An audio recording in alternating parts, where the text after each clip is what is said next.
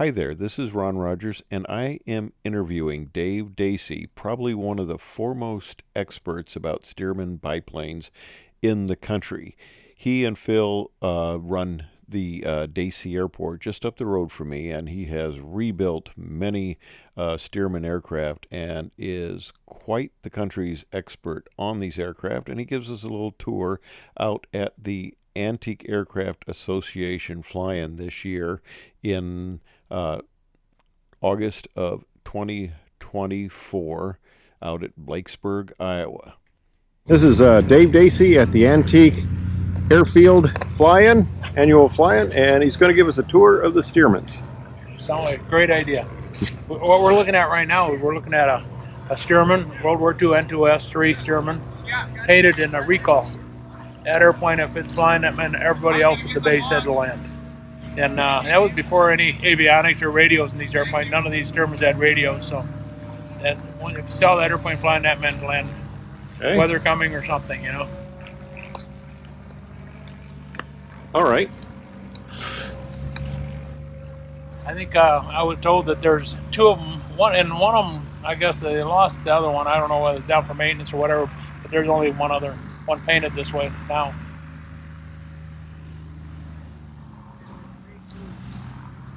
We got a row of N2S Stearmans here. The Navy with an N2, 1, 2, 3, 4, N2S 5. That was just a designation. Technically, there wasn't a lot of the Stearmans built with the red band on the fuselage and blue tail, but most of them were built. 90% of the Stearmans, I think, were built like this, painted the silver, like Bob's Twins over there. But the red band signified that it was an instrument trainer. Oh, really? And most of them were done all yellow, or in our area up near, we were not too far out of Glenview Naval Air Station. We're up in northern Illinois, and the farmers in the area still talk. The old farmers talk about during World War II, with the sky would be full of Stearmans out there flying, and every once in a while they'd in a hayfield they'd be picking one up. You know, the skies out, have either problem run out of fuel or something. You notice different variation of propellers on these airplanes. These two have this one has a Hamilton standard ground adjustable on it. And then, so the ground adjustable, they would set it for optimum performance or takeoff or cruise, or which? Either way, you either take them and set them up for either takeoff or cruise. You know, if you're going to be flying cross country, a long cross country, if they were shipping it from one end of the country to the other, they'd probably turn the prop so it would be more for a cruise operation. You know, for speed. And the only problem they ever had with this one has a Hamilton standard ground adjustable on it. They might need to wait till they get by. Yep. I've always been intrigued by this, the starter. Yeah. And the primer. Yeah. That was all. You know, it's fine if you had a ground crew. Yeah. The ground crew man who's out here cranking, they had a lot of help. So for nowadays, we've been converting a lot of Stearmans in our airport. We put the primer on the inside of the airplane, makes it a lot easier. Mm-hmm. This one here is a 225 Lycoming version. You can tell the obvious is exhaust in the front of the engine compared to coming out the backside. Oh, interesting. Now they had 225 horsepower, where the Continental was 220. And as far as that, it's a 9-cylinder Lycoming, where this thing just goes along. It feels like a sewing machine. You don't. It's just a perfectly smooth engine, but they don't quite have the torque, initial torque on takeoff as a Continental. Or if you're going to do aerobatics, the 220 has a little bit better bite to it, and 5 less horsepower. But I don't know if any can really judge the 5 horsepower. I always love the radial engines. They just sound so great. Yeah. Like I said, if you rode behind this Lycoming, you just love it. But a little bit more maintenance on them, and they're not as heavy duty as the 220. Take a little bit of, if you're going to do a lot of aerobatics or anything, the 220 will take a little bit of abuse, where Lycoming doesn't like it. But yeah, there was a lot of, I don't know which one had the most But the Stearmans were taught, and you can see that the landing gear is fairly narrow compared to a lot of the Wacos and different things. But it was made for a purpose. This airplane was made as a trainer, primary trainer. Can you imagine being drafted and looking at an airplane for the first time, and if you're not soloed out in 10 hours, you're in the infantry? Yeah. I can't imagine that. So they kept the gear close together, just like on the PT-22s. They made the airplane harder to fly. Yeah, exactly. They took a nice STA and they made it harder to fly. Yeah. But and these airplanes, they were notoriously they had poor brakes on them and everything else originally. So yeah. But you had somebody working on them full time then. But as the civilians, you can see this airplane has been converted to brakes. You got disc brakes on them now. A lot of airplanes. Instead of the old drum brakes. Yeah, they've been converted to disc brakes. And nowadays with the Macaulay steel bladed, it's the only steel bladed prop ever certified in our country. Really? Yeah, it's like Bob Swint's got the steel one on his. And it's a steel bladed, and there's an AD on them where you have to take them off and disassemble the prop and check for rust or corrosion. And a lot of the prop shops don't even want to mess with them anymore. And there's a few that do, they condemn them pretty easily. So a lot of people have gone to the wood props. And I see Hoffman now is building a prop. Yeah.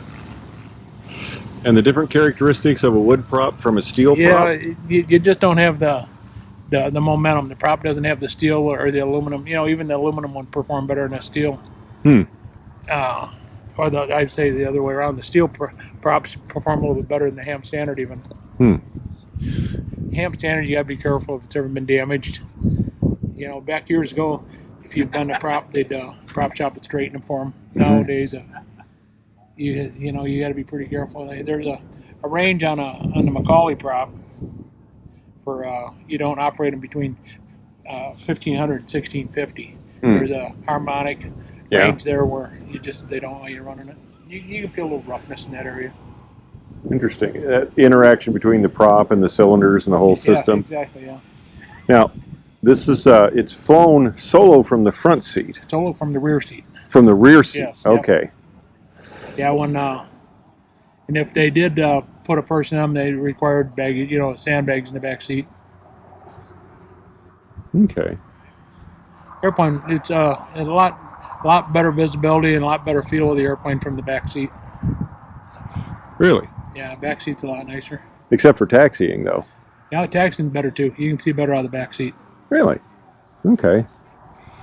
Yeah, that's the thing I'm really learning on my Great Lakes is you really gotta clear, and it's hard to clear on some of these taxiways. They're so narrow, and my wings are so low. That and in the Great Lakes, the cockpit comes up so high, you can't stick your head outside. And they can stick their head out. I you see. Can lean out. Yeah. Yeah, it is lower. Yeah. I can't stick my head outside to look. It's a little bit better visibility in the Great Lakes. Really? And easier to get in and out of than the Great Lakes. Yeah. Well, I wanted to get a Stearman, but I didn't have a hangar I could fit it in. That was the problem. But my Great Lakes wants to be a Stearman when it grows up. It really does. Yeah, it's amazing. They started building these in probably 1939. And by the time the war was over, can you building 10,000 of these things? Can you imagine that's 40,000 wings, plus probably another 4,000 or 5,000 wings they made for damages and for just stockpiling. That's a lot of motors and a lot of wings. Oh yeah. Well, when I worked for Boeing back in the early '80s, they still had the hangar they called the Stearman hangar. Yeah. A lot of heritage there. Of course, they built a lot of the bombers too in Wichita. Yeah, Stearman, about one of the few airplanes in this world that you can take the same airplane, pull this motor mount off, slide a different motor mount on, readjust the controls, the engine controls, so they fit better, and put almost triple the horsepower. I have my airplane at home's got a 450 horse Pratt Whitney on it, and and mine's been modified with 4 ailerons and different things on it. And inverted fuel system. Yeah, because most of them are 2 ailerons here. 2 ailerons. Yeah. And interesting, when you put the four ailerons on them, you shorten the bottom ailerons by about 3 feet, because all of a sudden it gets too heavy. All the ailerons don't balance out. Mm. And we experimented with putting servo tabs, like boosts on ailerons, Mm-hmm. and that wasn't. And they can be a little bit dangerous. You can cause some flutter, different problems with that. Mm. So we put they call spades on it.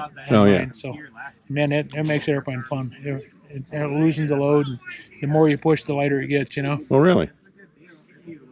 Because I knew they do that on pits and stuff. Oh yeah, it's a big thing. Even Champion does it on their decathlons and everything else. Mm. But yeah, you can see the different variations. The paint jobs, very common blue and yellow fuselage, or blue fuselage, yellow wings. And like I said, Bob Schwentz over here, it's probably the most original and probably the most common World War II airplanes. Because isn't the silver kind of like a primer coating? Basically, yeah, they just went through. These things were built, and I think they put a couple coats of nitrate dope on them, and then That's went it, yeah.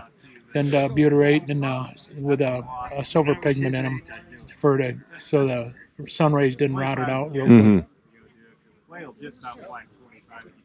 But airplane's got 46 gallons of fuel in the top wing in the center section. Very Only 46. 46 gallons, yeah. What's- It burns at anywhere from at normal cruise. You don't put your foot in it too hard. You can go along at probably 11, 12 gallons an hour. Oh, that's less than I would have thought. So you put the Pratt Whitney engine on it. All of a sudden, it goes to put your foot in it and goes to 50 gallons an hour if you want to. I bet your 450 used a lot of gas. It does, yeah. So at normal cruise, like I said, this 10, 12, 13 gallons an hour. My 450 goes with the fuel injection on it. The lowest I can get is 24 gallons an hour. Wow. At $7 a gallon, that's quite a. Yeah. That's why I don't take it out every day. And what speed do these typically cruise at? This airplane's you're pretty well set at 95 miles an hour. Okay. Yeah. And what about landing speed? Landing speed, it's always came across the fence. The stall speed on it is 55 knots. Or it's either 55 knots. And you want to come across the field. I was always comfortable at 75 or 80. Mm-hmm. That's very similar to my Great Lakes numbers. Sure. 75 in the approach. Yeah, Seems like it wants to fly down to like 45 exactly. or so. More comfortable. Yeah. And a lot of the Navy airplanes had locking tail wheels. Tom Lowe's number 17's got a locking tail wheel on it. It was, for training. It was made for teaching carrier pilots. Now, why do you want a locking tail wheel? Yeah, see, most of them have been taken off and thrown away. Okay. I like steerable tail wheel on mine. Yeah. But yeah, a lot of them had that locking tail wheel. You got to remember to lock the tail wheel, otherwise you're gonna go for a ride. When you get down. Okay. Yeah, because you have to unlock it to make hard turns and stuff. Yeah, you can't do it otherwise. Yeah, the taxi, you need to take it off if you want to turn at all. Yeah. But it's rigid. A pin goes in it, so it can't turn. So. Ah. But little Stearman wood wings, wood center section. The rest of the airplane's all the fuselage steel tube with a aluminum called a cage is on, or the wood or aluminum formers on the fuselage, and tail surf's all welded tubing, quarter-inch tubing on them. Ailerons are aluminum. Now, a lot of these are obviously very old. How is maintenance on them, corrosion and stuff like that? What do you have to watch out for? To tell you the truth, after World War II, these things were surplused out. As they found out, they made a great crop duster. They take the front seat out of them. Oh yeah. And put big engines on them, and then you'd have some corrosion problems. And they ended up, and after once they found these airplanes were doing good, they went to put like undercoating on the frames and everything else, which is a real son of a gun to get off when you go to Oh really? To refurbish. You want to restore one of these. That was a pain in the butt to get all that old crap off, but it did help the corrosion. But on an airplane like this, nowadays with the epoxy coatings on the steel and all that, it's not usually a problem. These things are pampered so well that it's probably the only time of year these airplanes ever set out overnight. Yeah. And back in the day, they didn't worry that much about corrosion. Not only that, but it was kind of a throwaway airplane. You know, Yeah. they bought them cheap and they worked them, and when it Well, wasn't. it was to train a bunch of pilots. Yeah, it was. You know, and it was. And a friend of mine worked at Glenview during the war, and he told me that they'd wreck one of these things. The guy had ground loop it or put on his back, or texted each other, where there was never a Stearman so damaged they didn't restore it there because that was part of the school, the avionic tech school. So they would restore them there. How much of a tendency do these have to ground loop? Very, very. If you're not paying attention, it'll want to get you. And not so much anymore with the good brakes on it, because the brakes, back then weren't, and now that, but they were novice pilots, young kids. Yes, exactly. But now, if you're paying attention, it's not a problem. One thing nowadays, if you weren't soloed out in 25 hours or 10 hours, 10 hours, they'd wash you out. Nowadays, the insurance company wants you to fly 25 hours before you can solo it. Yeah, they don't. Otherwise, they don't want to insure it, because a lot of these airplanes do end up ground looping. I've got a project at home right now. A guy ground looped one. Got a wing to put on one, or we're recovering one. That was funny. When I got my Great Lakes checkout, they gave me no minimum hours. I had like 700 hours of tail dragger, but it was mostly in stoppers and decathlons. Sure. And they just said, no, they'll check you out. You're fine. Oh, really? Yeah. So it was about a 2-hour checkout, and I hadn't flown tail draggers for decades. And I get out there, and the guy says, I can tell you've flown tail draggers, just the way you handled the rudders. I think maybe the Stearman reputation probably goes into the insurance company a little bit. But as far as it's a nice flying airplane, going out and sitting back and really, Stearman's a wonderful flying airplane. Everything's all ball bearing controls. Everything's all set on ball bearings, and the only cable is on the rudder cables, and the trim cables are the only cables. Otherwise, everything's torque tube. I've only flown a Stearman once, a long time ago. Got to fly it. As far as ground looping, when is the major danger or tendency that you'll get into a ground loop? When the airplane starts slowing down. Slow speed is the worst, right? Slow speed, and about the time you think you're done flying, it's screw you, pal. Pay attention. Yeah. And it'll go down, and usually it goes to the left for some reason. I don't know, maybe it's just engine torque or something. Yeah, I don't think it's engine torque, because the engine's at idle usually. And it usually gets the left wing and the left aileron. It'll go up on the wing, and it usually, if it hits hard enough, if you can see a little bit bend in the aileron, you've probably broke a spar, rear spar. Oh yeah. Yeah, there was a guy who's getting a checkout in a Great Lakes, and he ended up ground looping it, and he said, I'm not taking the airplane. And the guy he had a Cirrus, I think, too, and he told me he just stopped flying. Yeah, that is kind of terrifying. But Great Lakes is about as kind of tailwheel airplane as you can get. Yeah, and those struts on landings. Yeah. Because, when I flew the Stearsman decathlon with the spring gear and that, I can't do the landings in that I can do it. I've had some landings and my son was with me. He flies the decathlon, and I've had some landings that the sink rate was more than you'd like. Yeah. And he laughs and says, you can't do that in a Stearsman. And I go, nope, you can't. It'd be sending you back up. It is so forgiving. I mean, those struts are so forgiving. Spring steel landing gear on, or aluminum on decathlon now too. I noticed in the fly market over here, and I don't. I've only seen pictures of it. I've never flown a Stearman with them, and they had a spring steel landing gear for these. At really? The war, they were gonna talk about for maintenance and everything else. But there's a set of it in a museum over here. A set of spring steel and bolt on. Now you flew a lot of air shows in the Stearman. Yeah. How was that? Oh, it was on a nice day. It was nice. It was just the biggest problem with air shows is getting the airplane there. You get a day like. Couple days ago where you're dodging thunderstorms all day, and that was the hard part. Today would be a nice day for an air show. With the 450 horse engine, you didn't have to worry too much about density, altitude, things like that. Other than we had the wing walker on the airplane, and you'd find yourself doing things just a little bit higher on a really hot day.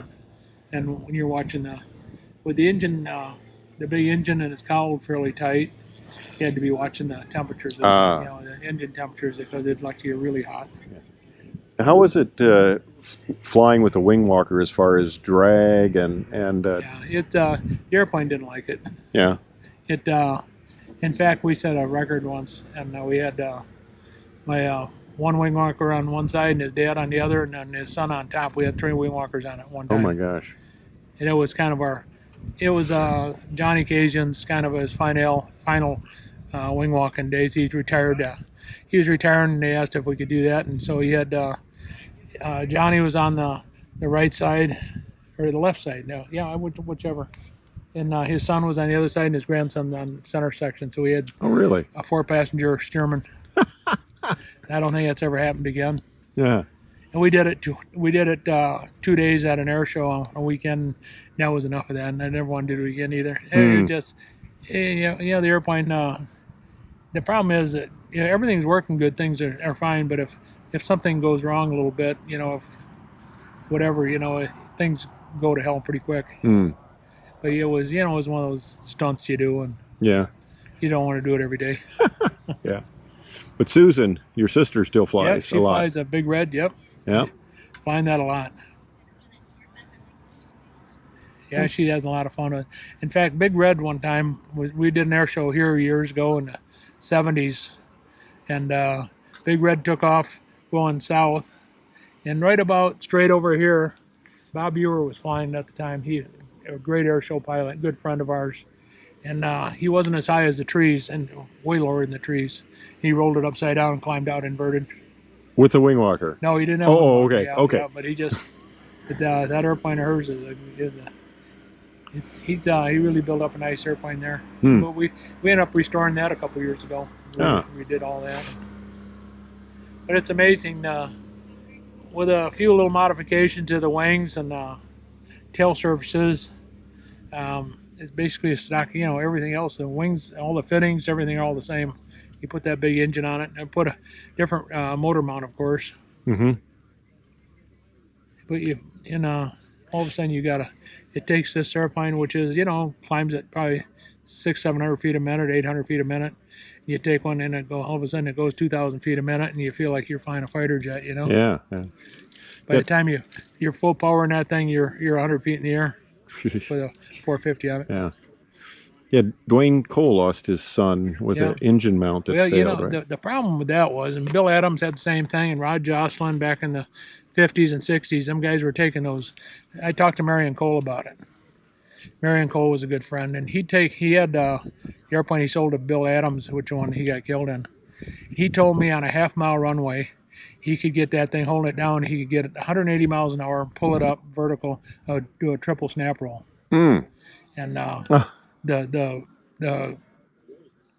dynamic forces on that crankshaft were incredible. And I bet, yeah. and plus the fact they were turning them engine, the 450, I've never had mine over 2,300 RPM. And they were running them up to 3,500 RPM. They were cranking that governor way down or having a fixed pitch prop on them, or a ground adjustable on them or whatever. And they were running them 3,500 RPM. And he says, well, Holly says, it didn't matter. We'd get a new engine for $500, The guy, oh my gosh. Yeah, so we just swap engines out. If they get tired, they just put a new engine or a different engine on them. Because that had really cut the life. Yeah, and not only that, but I never snap rolled mine because I was, after them guys getting killed in them. Rolly Cole, he was like 20 years old when he got killed in his, and Bill Adams and different guys. And even running them normal speeds, I was talking